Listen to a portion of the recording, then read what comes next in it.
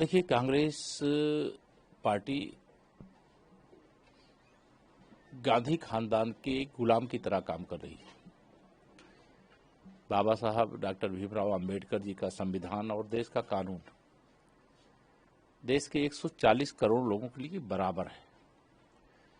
National Herald मामले में एक बड़ा भ्रष्टाचार हुआ था, बड़ा घोटाला हुआ था, और उस भ्रष्टाचार की जांच जब कांग्रेस की ही सरकार थी देश में तब शुरू हुई थी, और जांच का निष्कर्ष ये निकला कि उसका इतना बड़ा घोटाला और उसके जो मुख्य शेयर होल्डर थे उसमें श्रीमती सोनिया गांधी, श्री राहुल गांधी और उनके जो कांग्रेस के कई वरिष्ठ नेता थे, अब दो तो उसमें अब रहे भी नहीं। और आज अगर ईडी कोई कार्रवाई कर रही है तो पूरा कांग्रेस कुनबा गांधी परिवार को बचाने के लिए ऐसे बयानबाजी कर रहा है जैसे वह देश के संविधान से ऊपर हो गए, देश के कानून से ऊपर हो गए, देश की अदालत से ऊपर हो गए। जांच एजेंसियों को अपना काम करना है और अनेक जांचें देश के अंदर अलग अलग स्थानों पे चलती हैं, लेकिन कांग्रेस पार्टी ये चाहती है कि कांग्रेस का जो गांधी खानदान है, अगर वो भ्रष्टाचार करे तो उसके ऊपर कोई कार्रवाई ना हो, वो अपराध करे तो उनके ऊपर कोई कार्रवाई ना हो, वो इस देश में आतंकवाद के रास्ते खोले तो उन पर कोई कार्रवाई ना हो, वह तुष्टीकरण करें तो उनके मामले में सबको चुप रहना चाहिए। तो अब वो समय चला गया है। ये माननीय प्रधानमंत्री श्री नरेंद्र मोदी जी के नेतृत्व में जब से देश में 2014 में सरकार बनी है, एक ही लक्ष्य है, कानून अपना काम करेगा। जो भ्रष्टाचारी है जांच होगी, जांच में दोषी पाया जाएगा तो उसके खिलाफ कार्रवाई होगी। बाकी मामला देश की अदालतें हैं, वहां जो भी जाना चाहे जा सकता है, लेकिन इस मामले में जो स्वयं श्रीमती सोनिया गांधी और श्री राहुल गांधी जी जमानत पर थे, उनके द्वारा इस प्रकार का बयान देना बचकाना है और गलत है। सर, कांग्रेस इसको बदले की राजनीति बता रही है और लखनऊ समेत आज प्रदेश में सभी जगह प्रोटेस्ट कांग्रेस करने जा रही है। ये भ्रष्टाचारियों को बचाने के लिए कांग्रेस का जो विरोध प्रदर्शन है, वह विरोध प्रदर्शन जो देश की जांच एजेंसियां हैं उन पर दबाव बनाने का जो अनैतिक प्रयास है, मैं इसकी घोर भर्त्सना करता हूं, घोर निंदा करता हूं। और इस प्रकार से भ्रष्टाचार के आरोप पे घिरे हुए लोगों को, जिनको जमानत पर बाहर रहने का मौका मिला हुआ है, और वह देश में लोकतंत्र है, कोई धरना प्रदर्शन कर सकता है, लेकिन भ्रष्टाचार के आरोप में जो जमानत पर हैं उनको बचाने के लिए ईडी के कार्यालयों में धरना प्रदर्शन, ये कांग्रेस की सबसे घटिया हरकत है। इसकी जितनी निंदा की जाएगी वो कम होगा। भ्रष्टाचार जो भी करेगा वो बख्शा नहीं जाना चाहिए, बख्शा नहीं जाएगा, यह स्पष्ट है।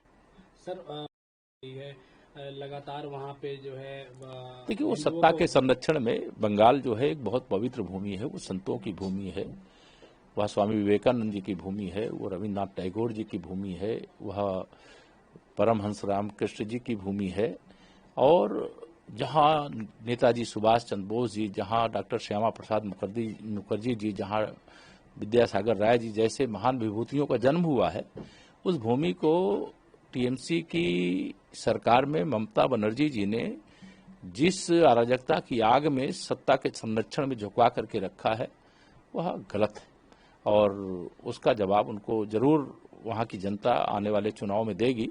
वक्फ संशोधन बिल देश की संसद ने पास किया है, वो बन गया है, बहुत सारे लोग अदालत में गए हैं। अगर किसी को उस कानून के विरुद्ध कोई धरना प्रदर्शन करना है तो लोकतंत्र में अधिकार है, लेकिन उसमें हिंदुओं पर हमला करेंगे, उनकी संपत्ति को नुकसान पहुंचाएंगे और डराने की कोशिश करेंगे, लोगों को पलायन करने के लिए मजबूर करेंगे, ये गलत है।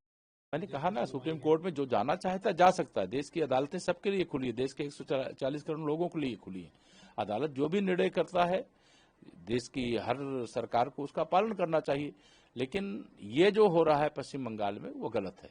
जैसे कांग्रेस जो कर रही है, ईडी की कार्रवाई हो रही है, भ्रष्टाचार के आरोप साबित हैं, उसके मामले में जमानत पर है, और जमानत पर होने के बाद वह ईडी के कार्यालयों में धरना प्रदर्शन कर रहे हैं, ये अनैतिक दबाव है, गलत है। इसकी जितनी निंदा की जाए वो कम है। कांग्रेस इससे नेस्तनाबूद होगी। देखना, देश की जनता वह समझ रही है कि अगर देश के सामान्य नागरिक के लिए कानून जो अपना काम करता है, वही गांधी खानदान के लिए भी कानून काम करेगा, यह स्पष्ट है। सर, सनातन धर्म पर लगातार समाजवादी पार्टी हमले कर रही है। रामजी लाल सुमन के बाद इंद्रजीत सरोज का जो बयान आया है उसको आप देखिए, श्री अखिलेश यादव जी बहुत बौखलाए हुए हैं और वो बौखलाहट में अपने नेताओं के माध्यम से गैर जिम्मेदाराना बयान दिला रहे हैं, जिससे समाज में आपस में संघर्ष शुरू हो जाए, आपस में लड़ाइयां शुरू हो जाएं, आपस में जो एक भाईचारा है, जो एकता है, जो चुस्त दुरुस्त कानून व्यवस्था है, वह ध्वस्त हो जाए, ऐसी उनकी घटिया सोच है। लेकिन इससे समाजवादी पार्टी को कुछ फायदा नहीं होगा, बल्कि समाजवादी पार्टी जल्दी समाप्तवादी पार्टी बन जाएगी। उनको लंबा इंतजार नहीं करना पड़ेगा। यह रास्ता कि आ बैल मुझे मार, वह कोई नहीं चुनने वाला है समाजवादी पार्टी के लिए। अब एक तरफ कुआं है, दूसरी तरफ खाई। और एक बात को ध्यान रखा जाए कि सोनिया जी, राहुल गांधी बेल पर हैं। इन्होंने पूरी कार्रवाई को क्वाश करने के लिए हाई कोर्ट, सुप्रीम कोर्ट का दरवाजा खटखटाया और कोई राहत नहीं मिली। सिर्फ यही राहत मिली कि आप पर्सनली कोर्ट में अपीयर नहीं होइएगा, you will appear through lawyer. तो जो चीज 4 साल से चल रही है, जिसमें आप संतोषजनक जवाब नहीं दे पाए, जहां कानून अपना काम कर रहा है, वहां पर कर रहे हैं वेंडेटा। और उनके जो मेंबरान पार्लियामेंट हैं, देश के नामी गिरामी वकील, वो भी इसको अजीब प्रकार की बेबुनियाद तर्के दे रहे हैं। तो इसीलिए कि पार्टी की ओर से विचार हुआ कि सुबह सुबह इस मामले के संबंध में पार्टी के दृष्टिकोण को बताना जरूरी है। कानून अपना काम कर रहा है, the law is taking its own course. हम बीजेपी की ओर से सोनिया गांधी और राहुल गांधी और कांग्रेस पार्टी से सवाल पूछना चाहते हैं, क्या कानून को अपना काम नहीं करना चाहिए? क्या हजारों करोड़ की संपत्ति पर अगर आपने गलत तरीके से, गैर कानूनी तरीके से षड्यंत्र करके कब्जा कर लिया, तो क्या इस पर चुप रहना चाहिए? यही तो बड़े सवाल हैं। I would like to repeat, Srimati Sonia Gandhi ji and Rahul Gandhi ji, kindly reply. Should the law be allowed to take its own course or not? And if there is a glaring case where thousands of crores of public property situated at prime locations in different parts of the country have been misappropriated by conspiracy, where the beneficiary is you and your son, being 76% owner of the AJL. तो फिर ये धरना, vendetta, Narendra Modi ji की सरकार है, कानून को अपना काम करने देगी और कानून काम करेगा। वैसे नेशनल हेराल्ड की कहानी बड़ी जोरदार है। थोड़ा हम लोग की रिसर्च टीम रिसर्च कर रहे थे, तो सरदार पटेल ने कहा था कि जिस तरह के लोगों से पैसा लिया जा रहा है वो ठीक नहीं है, वो बहुत चिंता पैदा करता है। ये लोग प्रामाणिक कांग्रेसी नेता थे और वो सारी चिट्ठियां हम लोग के पास हैं।